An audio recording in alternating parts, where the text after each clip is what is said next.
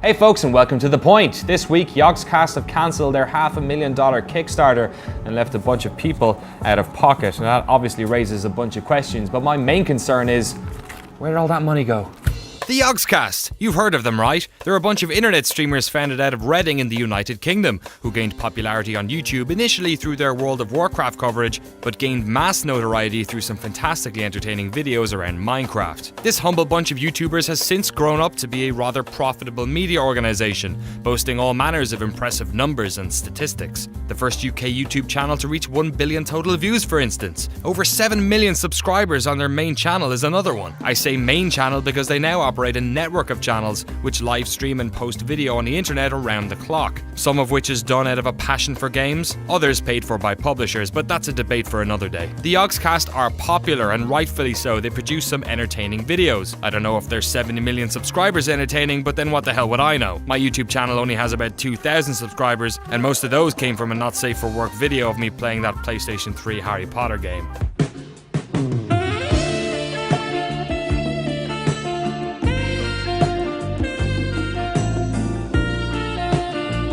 Yogscasts are popular, so it was no surprise when back in April 2012, a Kickstarter for a Yogscast video game, seemingly backed by the team, smashed through its goal of $250,000 and raised over $500,000. The game, entitled Yog Ventures, was an open-world sandbox game that would feature members of the Yogscast as characters in the game. The Kickstarter looked professional, well thought out, it even had gameplay, so it seemed like a pretty safe bet in the Russian roulette of Kickstarter. But more than anything, it had Yogscast's full backing, their branding, their voice. Why are Yogscasts making a game, it asked? Well, it turns out they weren't really. The actual work was being done by Winter Cool Games, a team who, in Yogscast words, are a team of talented indie developers and long-time veterans of film and game companies working at the highest levels of production.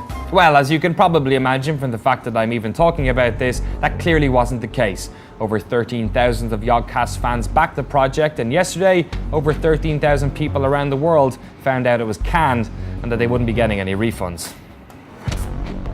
So it turns out Winter Cool Games was actually a team that at its largest was merely 6 contributors, being managed by a single guy. A guy who, according to a post made on Yogscast forums last week, had a lack of experience in planning and managing a project of this scope, and was so burdened and stressed out by the project that he lost his wife, and I quote, "I almost lost my job too."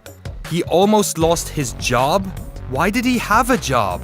Wasn't his job to make this video game with this team of veterans of film and game companies that had $500,000 in funding? Surely there are some questions to be answered. Well, yesterday, Lewis Brindley of Yogscast emailed backers of the Kickstarter with a frankly bemusing response that indicated that Yogscast aren't interested in setting things right and are in fact attempting to put as much distance between themselves and the project as possible. While this was Winter Cool's project, we put a lot of time, energy and effort into trying to help them realize their dream, it reads.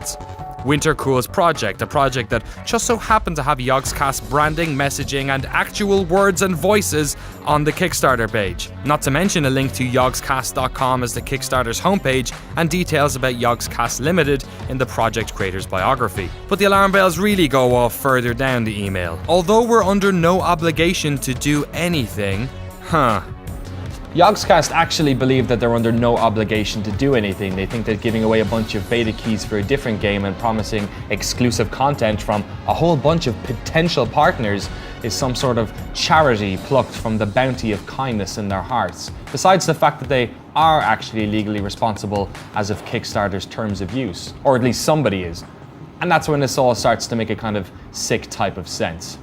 Yogscasts are trying to distance themselves both in terms of public perception and legal culpability, and in doing so are laying all of the blame on Winter Cool Games, a studio led by a guy who not only clearly didn't have the resources to create this game, was also divorced in the process, almost lost his day job, and seemingly had a breakdown due to all the stress. Yogscasts are more than willing to use the good faith they've accrued with their community to throw their business partner under the bus and take zero responsibility themselves. First of all, morally, it is Yogscasts' prerogative to ensure that they protect their fans, the very people who stop them from having day jobs they might lose. So how this project burned $500,000 in 2 years, and only now, when it was way beyond too late, the alarm bells went off is frankly ridiculous. But perhaps more importantly, what happened to the $500,000? Surely this tiny team didn't actually spend it all. So did Yogscast take a cut immediately for using their name? Did they knowingly dupe their community into thinking that they would be involved in this project when all they were doing was licensing their IP to a third party?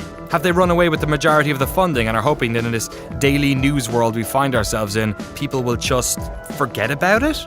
I might work for a big corporation, but my ability to do what I do comes from having an audience. So it really infuriates me when I see people seemingly taking advantage of that.